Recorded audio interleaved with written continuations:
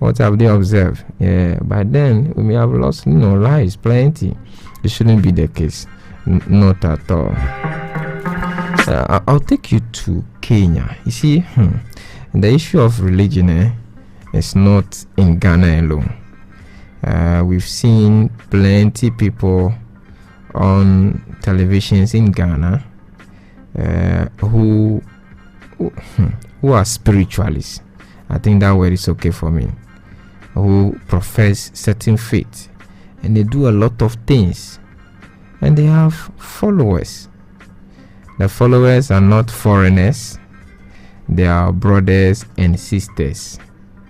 People we meet at the marketplace every day. Our brothers from the same schools. Our brothers from the same communities. Talk about even in churches, in mosques. They are our brothers and sisters.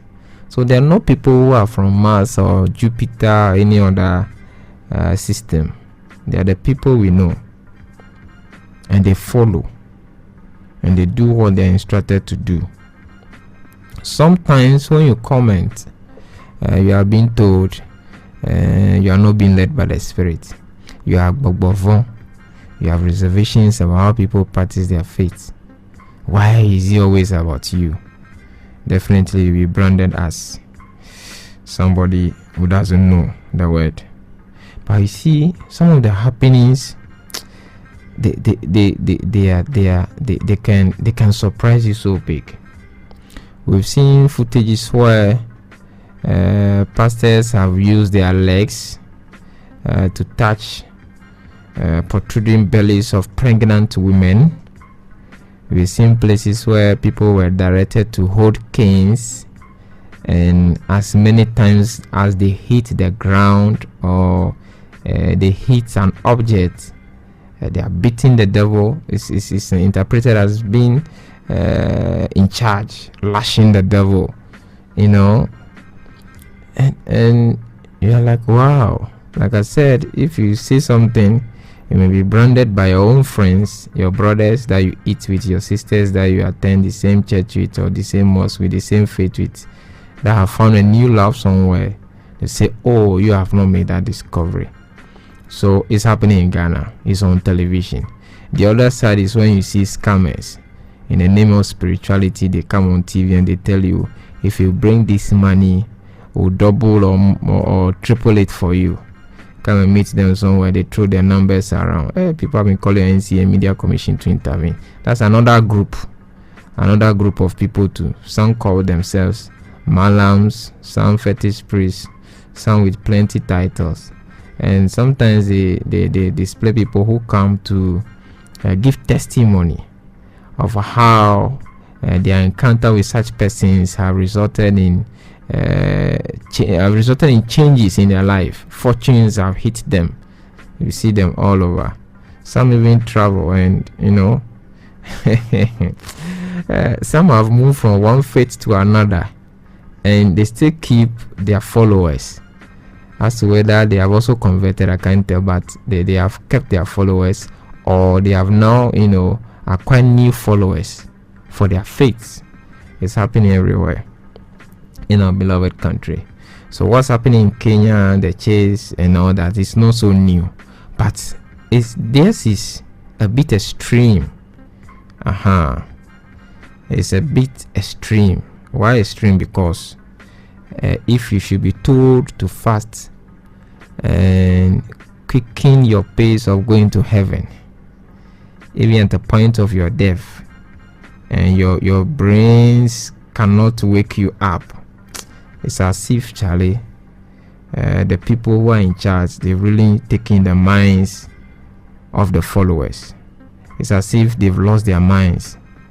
There's nothing they can reason about anymore. Don't say this is happening in Kenya.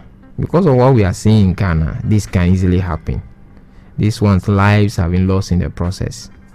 This can easily happen in Ghana because of our situations, because of what we have already seen. Some of the people, it's been a while, I've seen them on TV. I don't know what has happened to them, but it's serious. Let me take you to the issue of Paul Mackenzie. The leader is Paul Mackenzie. He believes that he has what it takes to connect his people to the Heavenly Father, and through that people have lost their lives. The law is dealing with him, but the law always deals with such persons. But we now want to deal with the people, their mind, and what they think. It's a serious one. Let me take you to the East African. How it's reporting that Kenya goes after rogue religious leaders in new clampdown. Okay. It's not going to be easy at all. It says court leaders, advocates of religious extremism, fake prophets, and other unscrupulous religious leaders in Kenya were Tuesday, that's yesterday, put on notice after 2 teams were sworn in to investigate their conduct and look into religion's regulatory framework in the country. The teams, a commission of inquiry to unravel the circumstances that led to the Shakahola massacre, and another to identify gaps and propose legal and governance changes to prevent religious extremism, were sworn in Tuesday and are expected to start work immediately. Now, the task force on the review of the legal and regulatory framework governing religious organizations is expected to come up with proposals and standards and minimum certification requirements for all religious organizations and their leaders so that they get registered and are determined how to operate. It continues to say, headed by Reverend Mutava Musiini, a former General Secretary of the National Council of Churches of Kenya, the 14-member task force has also been mandated to identify gaps in the legal, institutional, and governance system that have allowed courts, that's the word, courts, C-U-L-T-S, courts, and extremist groups to operate and make proposals on how the public can report such cases. Okay. The Commission of Inquiry into the Shakahola tragedy, headed by the Court of Appeal Justice Jesse Lesit, will investigate the deaths, torture, inhuman and degrading treatment of members and individuals associated with Good News International Church. It goes on to talk about the Malindi Kilifi County, led by Paul Mackenzie. So that's the name of the church, Good News International Church. The good news. Ha ha ha. It's interesting. It goes on to say Mackenzie is facing the law courts. Why? Because of what he has done. The tragedy, as they say, is one of the worst in Kenya's history, and that's why they are standing out to see how the governance system can be changed.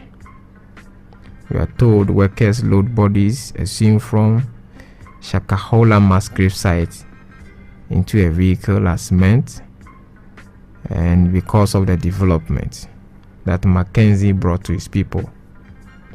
And Mackenzie and one Ezekiel Odera are both accused of running courts masquerading as churches and sacrificing biblical principles for selfish gains. Okay, he's been accused of preaching extreme religious views, including fasting to death to meet Jesus. Fasting to death to meet Jesus. He has appeared in court already. Matters continue. But that's Kenya. I'm saying this because we are also there. Ghana is also there. A lot is happening already. And if you are not able to wake our brothers and sisters up, not anywhere, the people that we live in, we may also get to this point one day where we wake up and people will decide that they can fast to death. People with extreme views will enter. And extremism, that is why the terrorist groups also get the opportunity to do what they want. They want people who can hold such extreme views that sometimes they can even kill and tell you they are defending their faith. That's extremism. And that's why you can see videos where somebody will hold, let's say, a chainsaw and be tearing people apart and be mentioning a name of a god to say he's doing that on behalf of God. Some people have become lawyers of God or to God. They are spokesperson, advocates. That's extreme views. And it can be found in any religion. Extremists, they can be found anywhere. If you're not careful, you have more of them. Mackenzie and Co. in Ghana. People have visited religious places. They've been told how to plant things for their spouses or people to love them more. Plant things in their offices for their bosses to love them more and make them the favorite. A lot. Some are extreme ones. And this is what we're getting to. And that day may come. And when it comes, don't say we've not warned you. You know how religious we are. But definitely, common sense must come in. That's the only way out. And for heaven, heaven will go. But we're just trying to let you know that the right things must be done. Let's be careful. Let's be careful. Now that social media is around, some of the extremists don't need the traditional radio or television because some media houses will not allow some of them to operate. I can talk from my media house. There are certain gospels they cannot be preached on Water Premier FM. Some media houses will not allow. Once you come and we think this gospel is leading us to or will not bring the peace you want, we terminate your contract. So some are taking advantage of the social media because even reporting such posts or such extreme views takes a lot of time before Facebook or some of them may pull them down. So some are of traditional media, radio and television. They have found space in the social media space, and that is why they are operating. They send you messages, send you videos, so-called evidence and more, that this is what they can do for you. If you're not careful, you may end your life in the process, chasing a quicker way to meet Jesus Christ or any other God.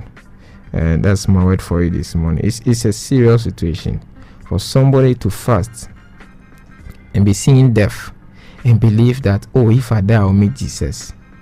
It's extreme. Somebody will say, it no be juju be that. so extreme. Let's take it calm. We'll come down to Ghana and continue. Now, before Christian comes in,